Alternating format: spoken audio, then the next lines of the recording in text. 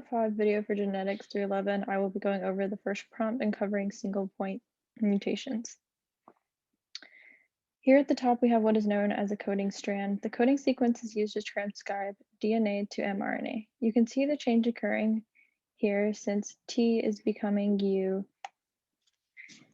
or thymine to uracil. You can then use this strand to create a protein sequence of amino acids. To determine this strand, you must identify the start and stop codons. In this strand, the start codon is here, and then the stop codon is here 4 down.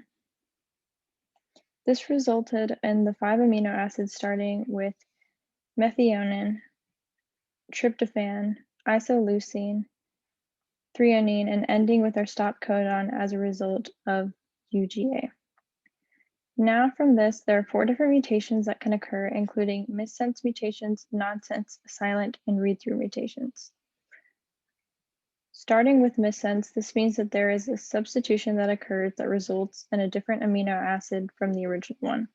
Here we started with ACC or ACT, which codes for the amino acid tryptophan, which is mutated and then transcribed to AAU, which codes for the amino acid asparagine.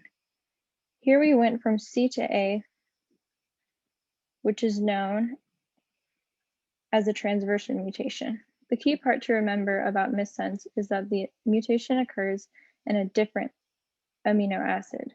A missense mutation can result in a non-functional or less effective protein or have no effect at all.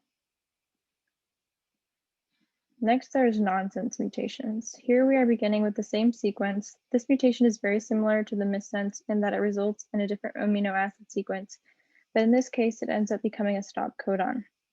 In this example, the UGG or tryptophan becomes UAG, which is the stop codon. This G to A mutation is a transition. This causes a premature ending of the translation and causes shortened and or less functional proteins. Okay, starting again with the same sequence, we will be identifying a silent mutation. In this case of a silent mutation, a change occurs in the sequence of the bases, but there is no change in the amino acid or overall functionality of the protein.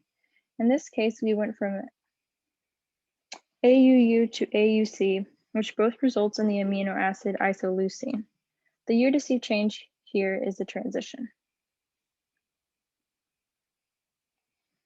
Lastly, there are read-through mutations. Within a read-through mutation, the stop codon becomes a regular amino acid, which causes the sequence to continue until another stop codon is reached. These mutations are somewhat mysterious in that they can't really predict the outcome since it really just depends on the continuation of the sequence and what is in it.